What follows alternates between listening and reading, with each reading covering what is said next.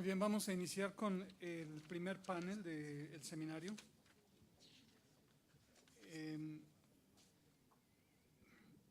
Esta sesión se llama Límites en la obtención de datos e información. Y tenemos a 4 muy distinguidos panelistas, a quienes voy a presentar en la ocasión que les corresponda hablar. En primer lugar, hablará el señor David Salgado. En segundo lugar, el señor Jean-Marc Van Giesen. En tercer lugar, el señor Félix Ricci. Y finalmente, Emmanuel Letouset. Entonces, la primera presentación va a ser en español y la va a hacer el señor David Salgado. Y una vez que encuentre su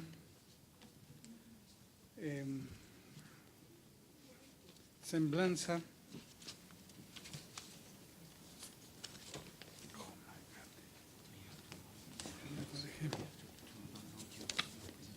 No, I think they will be just in the control. Un momento, por favor. ¿Dónde lo dejé?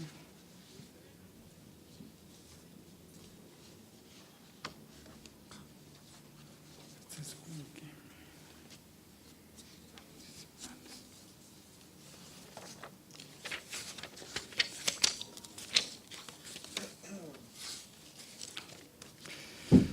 Una disculpa.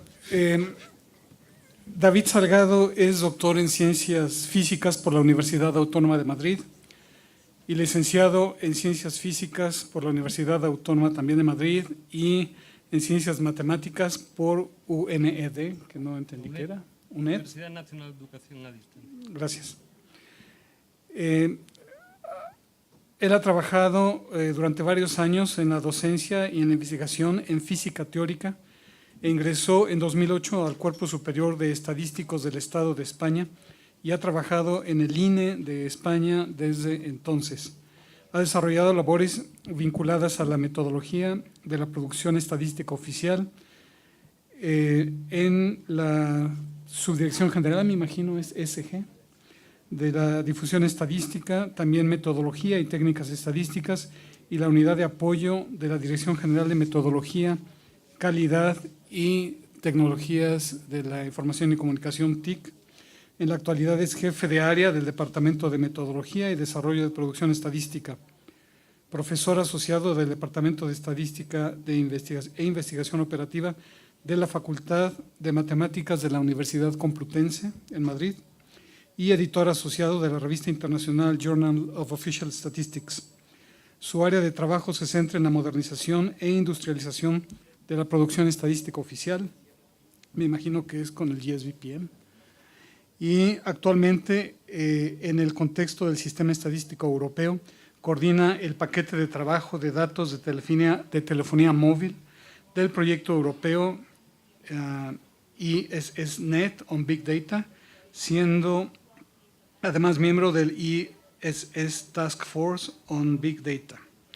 Imparte docencia en el European Master of Official Statistics en la Universidad Complutense de Madrid. Adelante, David.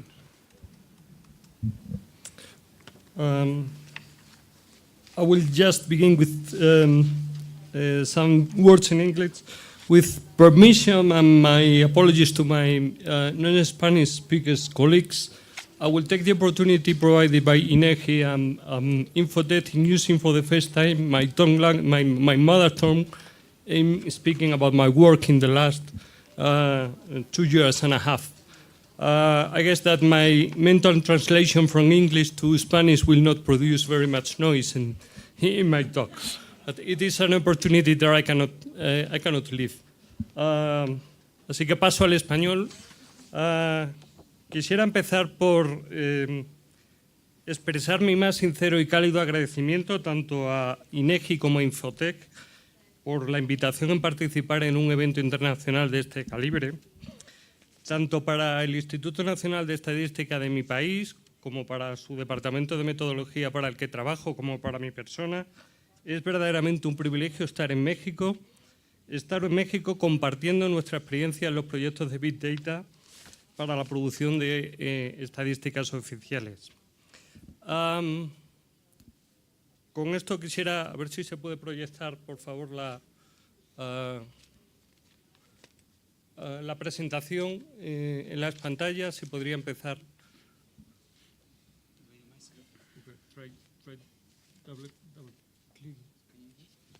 Sure. Ok.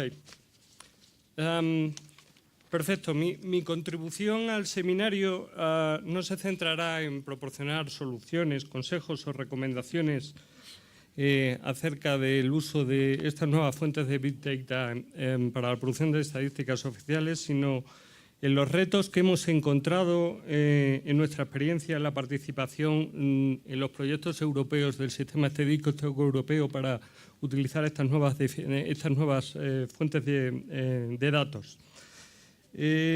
Además, en contraposición a los análisis ya publicados con un enfoque de arriba abajo, un enfoque top-down, desde muy diversas perspectivas, mi contribución aquí se basará más bien en un enfoque puramente empírico dentro o en el marco del proyecto europeo.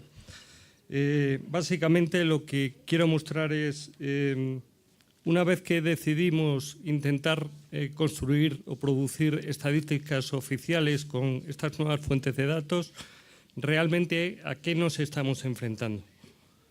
En este sentido, en los 20 minutos de los que dispongo, voy a intentar centrarme en 4 o 5 ideas muy concretas, que son las que resumo básicamente aquí. La primera es que la definición de Big Data que todos vemos por doquier y que incluso el profesor Min ha utilizado es en realidad engañosa en el mundo de la estadística oficial. A continuación haré un esquema muy general de lo que podría ser un proceso de producción de estadísticas oficiales utilizando Big Data, que de hecho, como comentaré, no es muy diferente al que se sigue cuando se utilizan, por ejemplo, registros administrativos. Y por último, me centraré de manera más concreta en los retos que hemos detectado, que son básicamente lo que tiene que ver con el acceso institucional a los datos, lo que tiene que ver con la metodología estadística que hay que utilizar, todo lo que tiene que ver con las tecnologías de la información, el marco de garantía de calidad de los productos basados en Big Data y, casi como una primera derivada inmediata, las necesidades de los nuevos perfiles profesionales asociados con el uso de estas nuevas fuentes de Big Data. Empezaré por la definición de Big Data. El profesor Min ha ya introducido aquella que se basa en las 3 famosas Vs: velocidad, variedad y volumen. También se pueden introducir muchas más: variabilidad, veracidad, valor, visualización. De hecho, hubo un tiempo casi que era como un pasatiempo intentar añadir cuantas más Vs mejor. De nuestra experiencia a la hora de intentar producir estadísticas oficiales concretas con fuentes de datos Big Data concretos, nosotros nos hemos encontrado que en realidad estas características son casi irrelevantes. De manera un poco genérica, entendemos que hay 3 características que son mucho más importantes a la hora de incorporar Big Data en una oficina de estadística pública. La primera es que este tipo de datos hace referencia a terceras personas y no a los propietarios de los datos en sí. Cuando en una Labor Force Service, con una encuesta de población activa, yo pregunto a alguien, o bien en una encuesta económica sobre cifra de negocio, le pregunto a un informante sobre su cifra de negocio, sobre su número de empleados, le estoy preguntando acerca de sus propios datos. Con Big Data estamos requiriendo datos de terceras personas. Eso es un ingrediente a tener muy en cuenta. La segunda característica es que estos datos son datos que juegan un papel central en la actividad económica del propietario de los datos. Cuando yo nuevamente requiero los datos de cifras de negocio o del número de empleados de una compañía, este tipo de información no son centrales en la actividad de la economía. Pero cuando yo le pido a un banco o le pido a una compañía de teléfono los datos acerca de todos sus clientes, estamos en otra dimensión. Y eso es un nuevo ingrediente que hay que tener en cuenta. Y por último, y muy importante para la producción estadística, es que estos datos carecen de metadatos estadísticos. Esto es algo absolutamente fundamental para incorporar estas nuevas fuentes de datos en la producción estadística diaria. En las fuentes tradicionales, cuando se administra un cuestionario, hay todo un trabajo previo donde conocemos exactamente qué definición de cada variable vamos a utilizar y los números que resultan tras la recolección de datos son perfectamente conocidos por el personal estadístico, cuáles son sus definiciones, qué propiedades tienen y cómo tienen que ser procesados. En el caso de Big Data esto no es así. Los datos no son generados para propósitos estadísticos y por lo tanto carecen de metadatos estadísticos. Solo por rellenar, traer a colación algo muy relacionado, es una definición en sentido amplio que dio la UNECE de datos administrativos hace un tiempo, como los datos recogidos por fuentes externas a las estadísticas, a las oficinas estadísticas. De hecho, en esta misma definición cabrían en este sentido también los Big Data. El proceso, de manera muy resumida, el proceso puede representarse con ese diagrama que se ve ahí a la izquierda, donde lo que se observa es una sucesión de datos y transformaciones sobre esos datos. Los datos están representados de alguna manera por un diagrama oval y las transformaciones sobre los datos por un diagrama rectangular. Entonces, de manera genérica, con todas las fuentes de Big Data, el punto de partida, aquello que genera el dato, es normalmente un evento. Por ejemplo, en el caso de los datos de telefonía móvil, pues es una llamada de teléfono, una conexión a Internet, un SMS que se envía o incluso las conexiones constantes que hace la antena con el móvil para rebalancear la red de telefonía móvil. En el caso de un banco, pues sería, por ejemplo, una compra, un uso que haga alguien de una tarjeta de crédito, o incluso en un portal de Internet para consultar una vivienda porque quiero alquilarla, pues cuando alguien se conecta y consulta la información que está buscando. Lo que se tiene, por lo tanto, lo que registran los sistemas de información son eventos.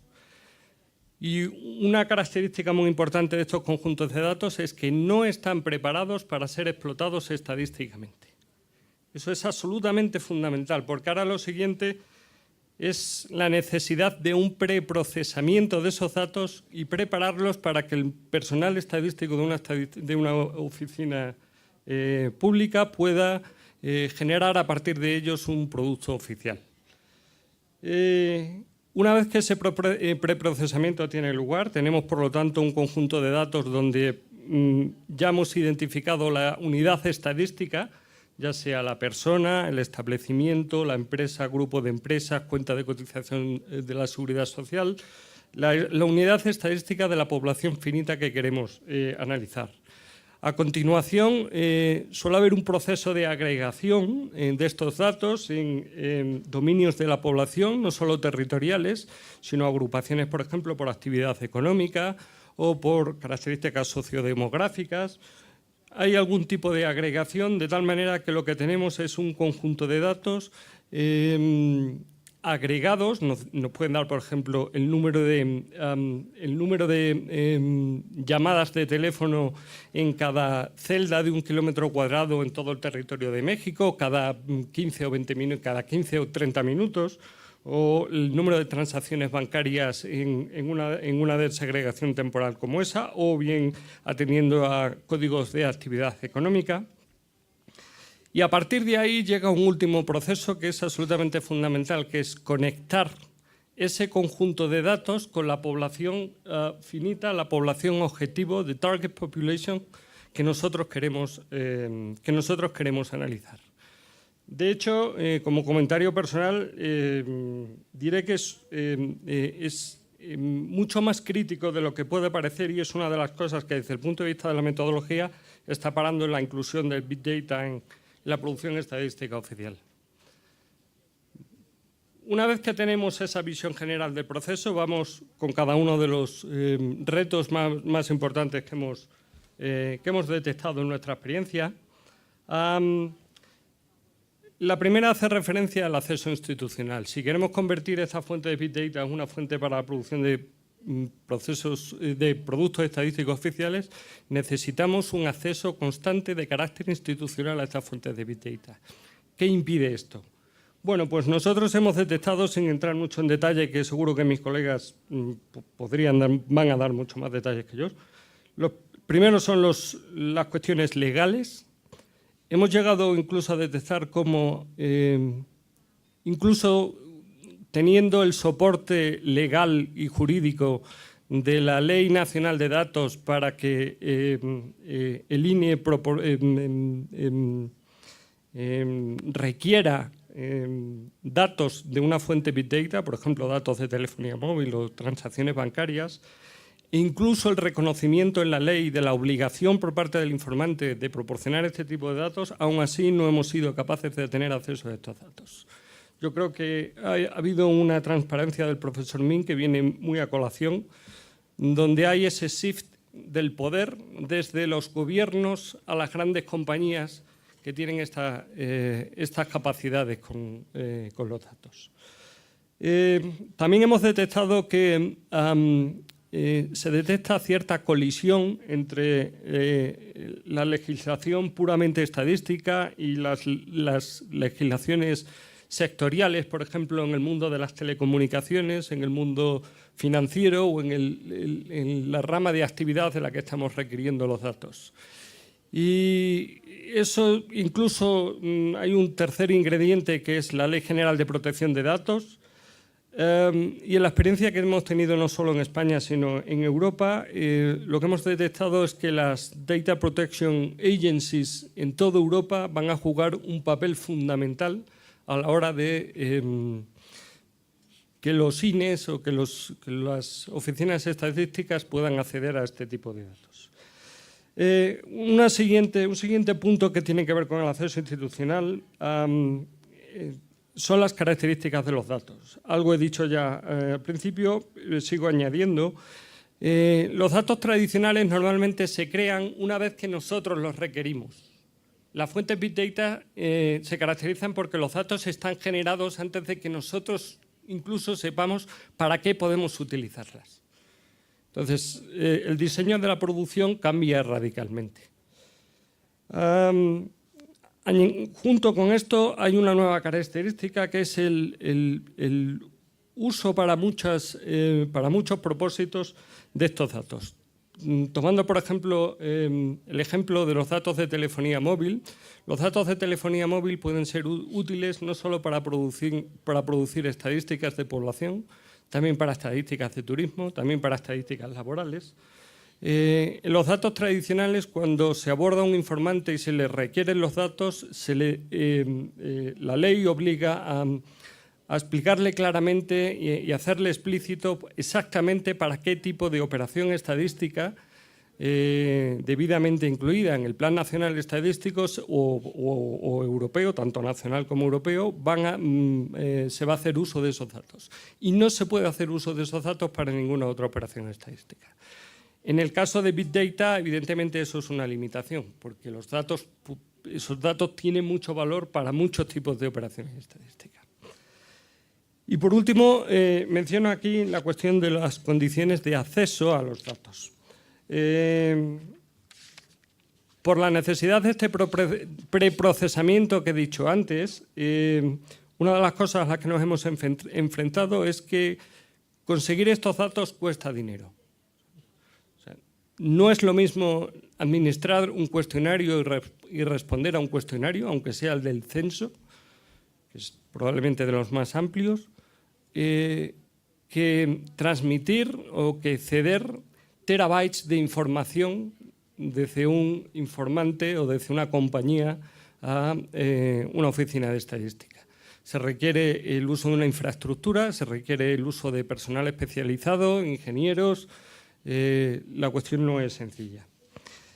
Esto también nos lleva a la cuestión de si realmente va a haber una transmisión de los datos desde los propietarios o los tenedores de los datos hacia las dependencias de las oficinas de estadística, o si se va a realizar un preprocesamiento in situ en las dependencias de los tenedores de datos y solo se extrae una parte de la información que se necesita para configurar el producto final.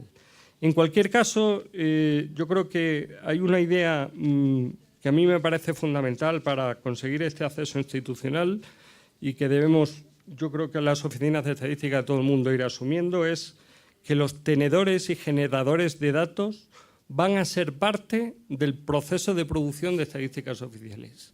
Y eso va a haber que resolverlo. El siguiente aspecto que quiero mencionar, sin entrar en muchos detalles matemáticos, en la vida hay que hacer sacrificios y a veces no hablar de matemáticas. El siguiente paso es que la metodología matemática, la metodología estadística tradicional que se ha venido haciendo uso en las oficinas de estadística ya no puede utilizarse. Técnicamente se utiliza, se sigue utilizando evidentemente, y lo que se ha utilizado desde que en el Buró de Censos los padres del muestreo pusieron en pie esta metodología es las técnicas de muestreo probabilístico, que necesitan de la existencia de lo que se llama una población marco, que es básicamente un listado de todas las unidades estadísticas sobre las que nosotros extraemos una muestra de manera controlada. Eso lo hemos perdido con las fuentes de Big Data, así que hemos perdido el control sobre cómo construir estimadores de manera insesgados y con la menor varianza posible. Es lo que en la jerga estadística, en las oficinas de estadística, se llama el problema de la representatividad. De cómo se conecta esa muestra con la población objetivo, eso no está resuelto. ¿De acuerdo? Hemos detectado creencias que también hay que erradicar, como el hecho de que mucha gente piensa que por tener terabytes y terabytes de información supone que tenemos información mucho más precisa, lo cual no es cierto. Va a haber un claro movimiento de los diseños muestrales al uso de modelos estadísticos, lo cual introduce por la puerta de atrás, o quizás no tan atrás, el uso de hipótesis a priori de cómo se generan los datos. Eso tiene un impacto brutal en el marco de garantía de calidad, porque si bien hasta ahora, gracias a los padres fundadores del muestreo probabilístico, el estadístico oficial estaba libre de hacer hipótesis, a partir de ahora las va a tener que hacer. Y como servidor público va a haber que justificar qué tipo de hipótesis se hacen cuando uno genera un producto estadístico oficial. Y eso habrá que regularlo. Por último, habrá que dilucidar acerca del uso de las técnicas más modernas de Machine Learning o de Statistical Learning. Voy a acelerar un poco para no quedarme sin tiempo. Con respecto a las tecnologías de la información, no soy un experto, pero voy a hacer una reflexión en el sentido de que ahora no solo vamos a tener que ocuparnos de las tecnologías que utilizamos dentro de la oficina, que eso en última instancia dependerá del modelo de negocio y de los acuerdos que alcancemos con los tenedores de los datos, sino mucho más importante es que vamos a tener que pensar en qué tipo de facilidad o de dependencia informática o tecnológica vamos a instalar en las dependencias de los tenedores de datos o de los propietarios para poder extraer de allí esa información. Ya no es una cuestión de administrar un cuestionario y que nos lo devuelvan. Si queremos recibir terabytes de información de un banco, es un problema tecnológico serio. ¿De acuerdo? Podemos luego, si queréis, comentar más en este sentido. Con respecto al marco de garantía de la calidad, en el proyecto hicimos un repaso de lo que en el sistema estadístico europeo se conoce como el Código de Buenas Prácticas, de Statistical Code of Practice. Son básicamente 15 principios divididos en 3 grupos, principios institucionales relativos al proceso y relativos a los productos. Básicamente todos los indicadores van a quedar afectados de una u otra manera. Y desde nuestro punto de vista, básicamente hay 3 fuentes para ese impacto en el marco de garantía de calidad. El primero, que ya he dicho, los generadores o portadores de datos serán parte del proceso de producción y eso hay que reflejarlo en el marco de garantía de calidad. Segundo, habrá un cambio en el paradigma inferencial. Al pasar de los diseños muestrales a los modelos estadísticos, el Código de Buenas Prácticas europeos va a tener que ser cambiado, porque cuando uno lo lee claramente lo que está viendo ahí es el uso de los diseños muestrales, y eso no es posible con Big Data. Y por último, y algo que impacta directamente en este seminario, es que habrá condiciones cada vez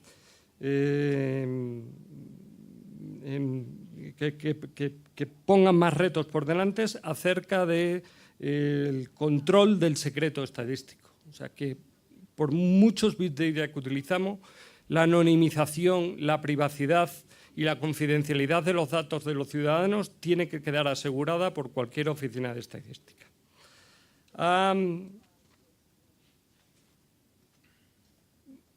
Esto tiene una primera derivada inmediata, como he dicho, que es básicamente en los perfiles profesionales de los estadísticos oficiales dentro de las oficinas.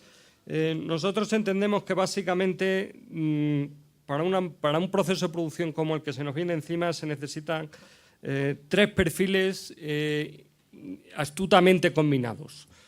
Por supuesto, el estadístico o, digamos, el metodólogo matemático que resuelva la cuestión de la inferencia, así como algunos otros problemas estadísticos que hay relacionados. Por supuesto, el experto en tecnologías de la información, pero también se necesitará un business manager, un gestor de los proyectos que sepa llevar adelante todo el proceso desde la generación del dato hasta la difusión del producto final.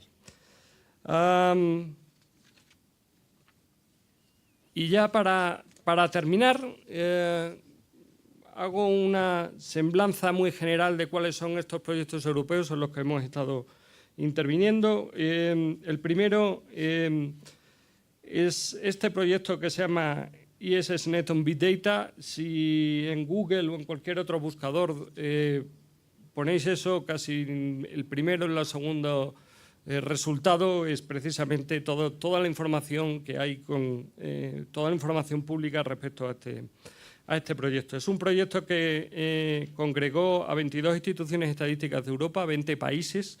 Es uno de los proyectos más grandes que ha tenido Eurostat entre manos.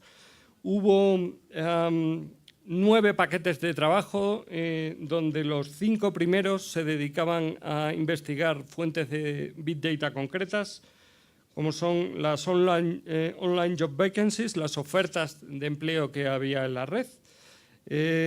Usando también técnicas de web scraping, se investigó cómo se podía recuperar información de la red para mejorar la información acerca de las poblaciones marcos de empresas de los institutos europeos. Se investigaron los datos producidos por sensores inteligentes, en particular de consumo eléctrico. Estos sobre todo eran en el norte de Europa, donde ya tienen países, ya hay una norma que obliga a las compañías a tener instalados este tipo de sensores. Se investigó también acerca de los datos de identificación automática de navíos, de Automatic Vessel Identification System. Es un sistema en el que cada navío, cuando circunnavega Europa, tiene que enviar a tierra una señal con su posición exacta, su carga, su matrícula y algún otro tipo de información. Bueno, pues he investigado cómo eso puede utilizarse para investigar estadísticas de emisiones o incluso estadísticas de importación o de exportaciones.